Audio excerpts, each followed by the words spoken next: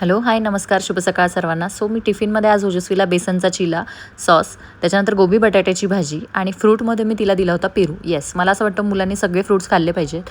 So मी तिला गोबी बटाट्याची भाजी, फ्रूट आणि नाश्त्याला बेसनचा चिला दिला. ती स्कूलमध्ये टिफिन ऑलमोस्ट सगळा फिनिश करते आणि मी तिला स्कूलमध्ये सोडायला गेले. स्कूल वॉकिंग डिस्टन्समध्ये असल्यामुळे मी लगेच तिला सोडून वापस आले आणि लगेच आमची इशू मग माझ्याकडे खेळायला आली. ती घरात खेळायला आली की ती सगळीकडे धुमाकूळ घालून ठेवते. माझ्या वस्तू जेवढ्या जागेवर असतात तेवढ्या सगळ्या पसरलेल्या असतात आणि ती नंतर देवाजवळ जाऊन बसली. देवाजवळ जय जय करू लागली. इशू खूप हुशार झाली आणि बघता बघता दुपार कशी झाली ना कळलंच नाही. लगेच आम्हाला मुलींना आणायला जावं लागलं. आम्ही तिघी मुलींना आणायला गेलो. आता आमची एक चौथी फ्रेंड आहे, तिच्या मुलीची तब्येत ठीक नव्हती, सो ती येऊ शकली नाही.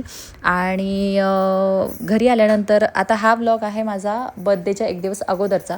सो घरी आल्यानंतर मी स्ट्रेटनिंग करायला घेतली. आता स्ट्रेटनिंग मी ही जनरली रेग्युलर करत नाही, बट बर्थडे असल्यामुळे मी ती स्ट्रेटनिंग करायला घेतली आणि स्ट्रेटनिंगमुळे केस फार जास्त डॅमेज होतात. बट बर्थडे होता, मग म्हटलं एक दिवस करायला काही हरकत नाही. मी ऑलमोस्ट 6 to 7 months नंतर स्ट्रेटनिंग करायला घेतली आहे आणि मध्ये मला स्ट्रेटनिंगची फार जास्त सवय लागली होती, त्याने माझे केस खूप जास्त डॅमेज झाले होते.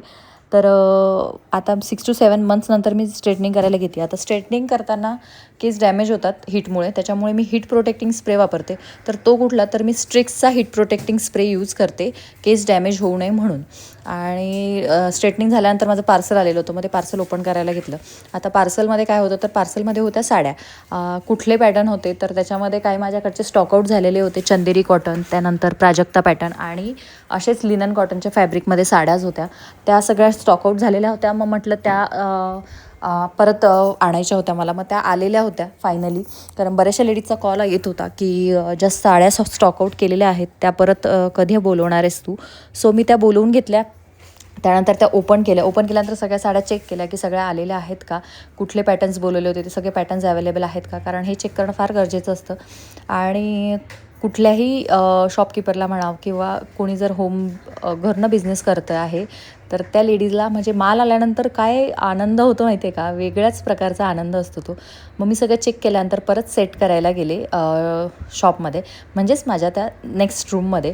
मी पूर्ण साड्या सेट केल्या, व्यवस्थित लावून दिल्या तिथे. त्याच्यामध्ये आता इतके सगळे व्हेरायटी आलेल्या होत्या ना साड्यांमध्ये, सो त्या नीट व्यवस्थित लावणं फार गरजेचं होतं. मी ते एक एक करून नीट लावत गेले आणि असं करत करत मस्त छान माझा आजचा दिवस गेला. आणि काय झालं माहिती आहे का, संध्याकाळी ना मी झोपले आणि झोपल्यानंतर मला मिळालं बर्थडेचं सरप्राईज.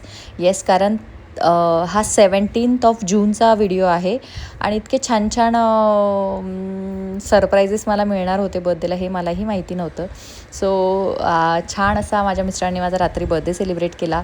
आणि आणि आणि केक तर फारच गोडूला होता. छोटूसा हार्ट शेपचा केक होता जो मला फार आवडला. मी लिटरली झोपी गेलेले होते आणि मला माझ्या मिस्टरांनी रात्रीचं उठवलं की पल्लवी हॅपी बर्थडे म्हणून. मला एक्सपेक्टेड नव्हतं, मला वाटलं होतं तो विसरला आहे, बट त्यांनी मला उठवलं. आम्ही बर्थडे सेलिब्रेट केला आणि असा गेला माझा आजचा दिवस. सो तुम्हाला माझा आजचा दिवस कसा वाटला नक्की शेअर करा, सबस्क्राईब करा आणि फॉलो करायला विसरू नका.